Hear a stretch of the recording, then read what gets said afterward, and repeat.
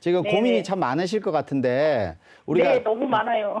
신혼집을 이제 거주할 신혼집을 구하는데 그 자금은 네네. 내 생각에 부동산 가격 대비해서 자금은 좀 적은 것 같고 네네. 어떤 걸 고를까 지금 많이 고민하신 것 같아서 여러 군데 보신 것 같아요. 네네. 지금 말하신 지역들이 주변 지역이 가격대가 한 4, 5억 정도 하는데 지역들이잖아요. 한 20평대 기준으로.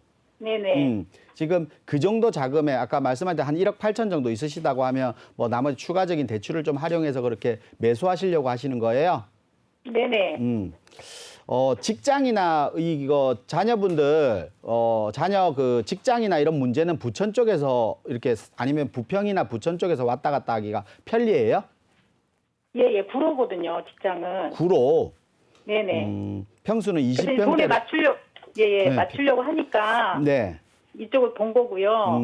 서울로 갈 수 있으면 서울이 좋을 것 같아요. 서울로 갈 수 있으면 네네. 지금 이제 서울로 가게 되면 우리가 흔히들 알고 있는 그 정도 자금이면 아파트를 매수하기는 쉽지는 않아요, 사실은. 그러다 보니까 우리가 이제 최근에 이제 빌라라든지 아니면 아파트가 대체되고 있잖아요. 아파트의 대체제로 빌라나 아니면 오피스텔 같은 경우 또 아니면 나홀로 아파트 같은 경우가 좀 대체가 되고 있는데 제가 볼 때 신혼 같은 경우는 뭐 살림이 가족 수는 적지만 이렇게 신혼 살림 같은 경우는 막 처음에 사다 보면 집이 많아요. 그래서 면적이 좀 작을 경우에는 좀 되게 불편한 점이 좀 있거든요.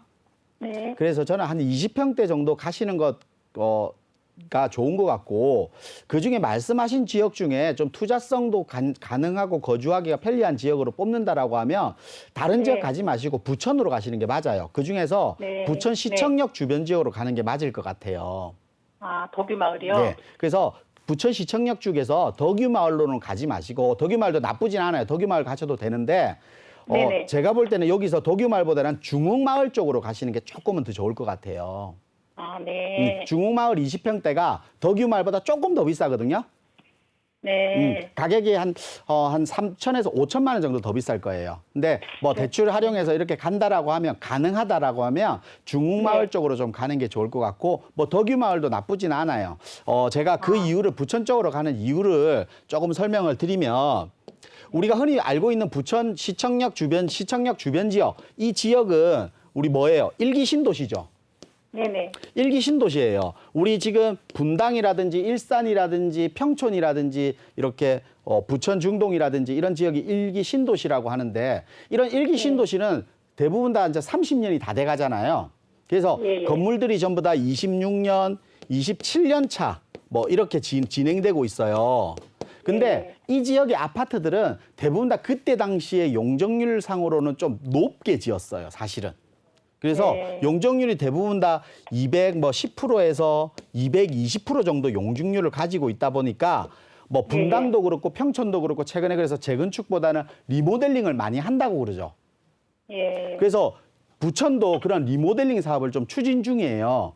지금 전체 덕유마을도 그런 리모델링 사업의 하나의 일원이고 여러 가지 뭐 아래쪽에 보면 송내역 주변 지역에 반달마을이라든지 그리고 포도마을이라든지 금강마을, 한라마을 이런 아파트들이 뭐 은하마을 이것들은 지금 리모델링 추진하려고 뭐 지금 조합원들끼리 적극적으로 움직이는 아파트들이에요. 선두 아파트라고 할 수 있는 거예요. 네네. 그러면 우리가 선두 아파트를 좀 나가는 게 훨씬 더 유리하잖아요. 근데 이런 리모델링 아파트들이 전체가 있지만 그러면 이 지역 전체는 리모델링 아파트로 개조가 바뀔 거예요.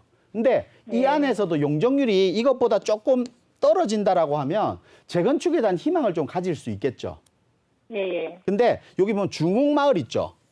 네네. 아래쪽에 중흥마을 가면 용적률이 190%대예요. 아, 190. 그러다 보니까 지금 현재 이 190% 갖고는 재건축을 할 수는 없어요, 사실은. 왜 그러냐면 재건축이라는 거는 용적률만 가지고 하는 것이 아니라 주변 분양가가 높아야 되잖아요. 그러면 용적률이 아무리 높아도 내가 10채만 일반 분양할 수 있는데 10채가 분양가가 너무 비싸면 수익이 많이 나오면 할 수 있겠죠. 그럼 분양가가 낮으면 용적률이 낮아서 많이 지으면 또 수익이 많이 나겠죠. 그래서 용적률을 따지는 거예요, 사실은. 근데 용적률이 조금 낮아도 부천의 분양가가 많이 올라가면 할 수 있겠죠. 그중에서 선두가 될 수 있는 거는 그만큼 용적률이 좀 적은 게 유리할 거 아니에요.